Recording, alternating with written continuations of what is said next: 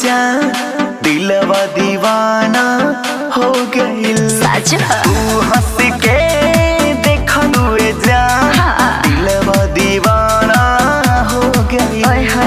तोहरा गली में रोजो हमरो, तोहरा गली में रोजो हमरो आना जाना हो गइल। तू जब से देखला ये जान दिलवा दीवाना हो गइल।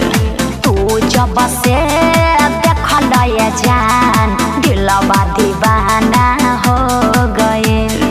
तोहरा घरे हमरो आइल, तोहरा घरे हमरो आइल, अब त बहाना हो गइल। तू हंस के देखलुए जा दिलवा दीवाना हो गइल।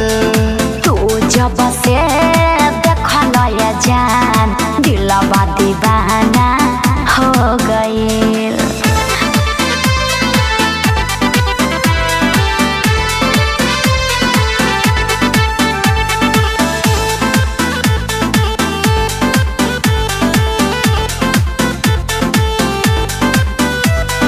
पहला नजर में भइनी पागल देखी के तोहरे रूप हो।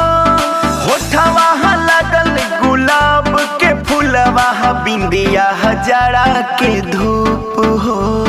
बिंदिया हजारा के धूप हो, बिंदिया हजारा के धूप हो।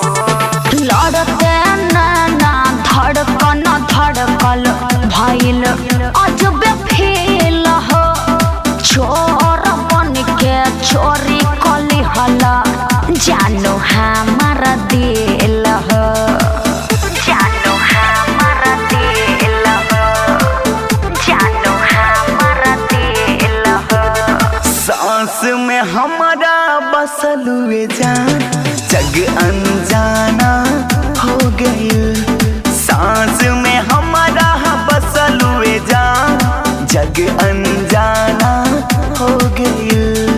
तोहरा घरे हमरो आइल, तोहरा घरे हमरो आइल, अब त बहाना हो गइल। तू हंस के देखलुए जा दिलवा दीवाना हो गइल।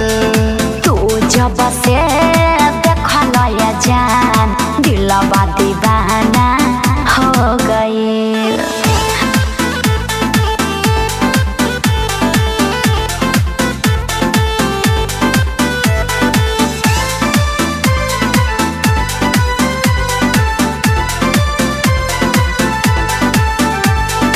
अब तहरा तो दिन हमारा सपना तोहरो आवे हो।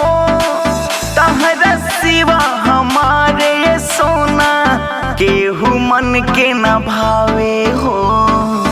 केहू मन के न भावे हो, केहू मन के न भावे हो।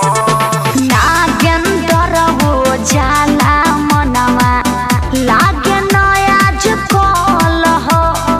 बहिया में तोहरा बितावल चाही जिंदगी के सारा पल हो, जिंदगी के सारा पल हो, जिंदगी के सारा पल हो। अर्जुन शर्मा जानो तारे प्यार के ई है तराना भइल। रंजित बा